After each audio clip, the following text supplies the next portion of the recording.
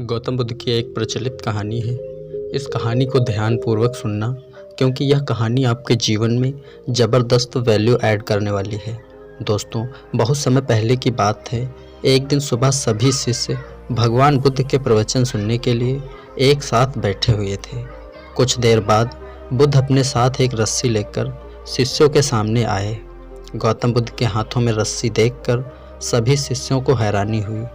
बुद्ध अपने आसन पर बैठे और उन्होंने रस्सी में एक के बाद एक लगातार 3 गांठें लगा दी।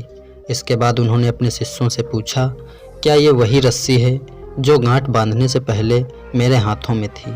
इस प्रश्न के जवाब में एक शिष्य ने कहा, तथागत, इसका उत्तर थोड़ा मुश्किल है। ये हमारे देखने के तरीके पर निर्भर करता है। एक तरह से ये रस्सी तो वही है, इसमें कोई बदलाव नहीं है। थोड़ी देर बाद दूसरे शिष्य ने कहा, अब इसमें 3 गांठें लगी हुई हैं जो कि पहले वाली रस्सी में नहीं थी। इसे बदला हुआ भी कह सकते हैं। कुछ शिष्यों ने कहा, वास्तव में मूल रूप से रस्सी वही है, लेकिन बदली हुई दिख रही है। इसका मूल स्वरूप नहीं बदला है। सभी शिष्यों की बात सुनकर बुद्ध ने कहा, आप सभी सही बोल रहे हैं। अब मैं इन गांठों को खोल देता हूँ।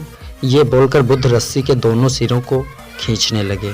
बुद्ध ने पूछा कि क्या ऐसा करने से रस्सी की गांठें खुल जाएंगी?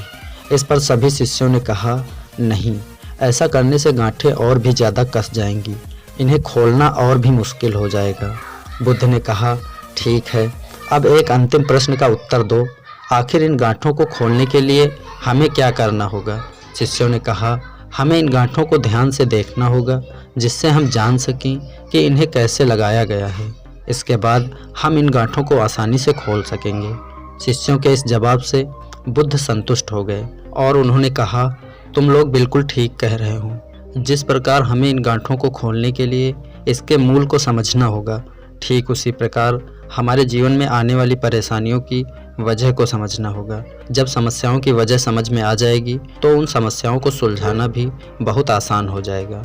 दोस्तों, यह कहानी आपको कैसी लगी कमेंट में हमें ज़रूर बताना। अगर वीडियो अच्छी लगी हो तो वीडियो को एक लाइक ज़रूर कर दें। धन्यवाद। जय हिंद।